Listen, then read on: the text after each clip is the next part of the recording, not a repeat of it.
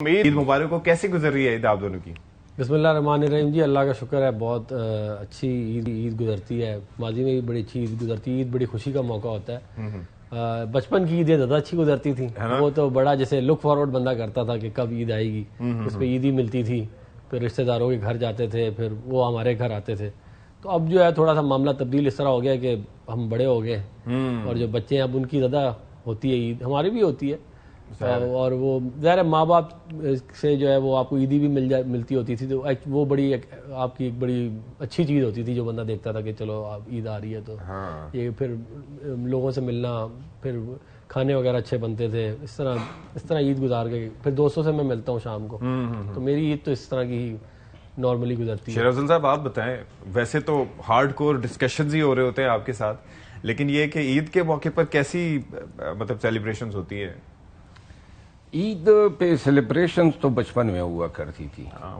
ماحول وہی ہوتا تھا. ہاں، جب والدین باقاعدہ حیات تھے اچھا. اور ہمارے تایا چچے سب ماموں، اب تو کوئی بھی نہیں رہا. اب ہم ہی ان کی جگہ بڑے ہو گئے ہیں. تو عیدی لیے ہوئے کافی عرصہ ہوا ہے. اچھا، دہائیاں گزر گئی ہے. اب تو من کرتا ہے کہ اس دفعہ عیدی لینے افنان کے پاس چلا جاؤں. میں دوں گا جی.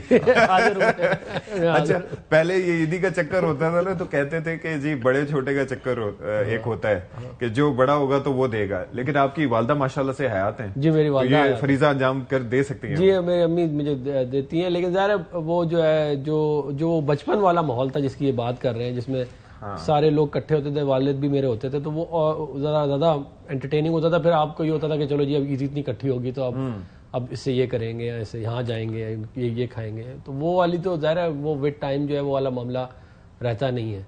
اور ظاہر ہے دونوں ماں باپ اگر زندہ ہوں، میرے والد صاحب نہیں ہے تو پھر تو کیا ہی بات ہوتی. تو والدین کو جو ہے اپنے بہت ویلیو کرنی چاہیے انسان کو.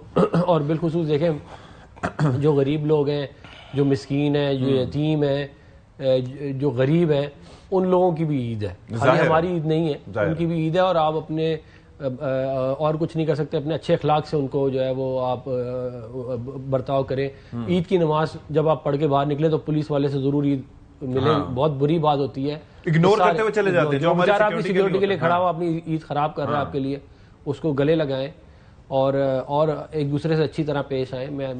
جو عید جو ہے وہ میرا تو یہ خیال ہے کہ اس کے اندر اپنے جو آپ کا اچھا اخلاق ہے وہ سامنے آنا چاہیے باہر نکل. اچھا، عیدی دیتے ہوئے پاکستانیوں کو ایک بات یاد رکھنی چاہیے. بعض اوقات بچے اکٹھے آ جاتے ہیں جس میں بھائی کے بچے ہوتے ہیں، بہن کے بچے ہوتے ہیں، ملازمین کے بچے بھی آ جاتے ہیں، پڑوسیوں کے بچے بھی آ جاتے ہیں. تو ہم تفریق کر لیتے ہیں.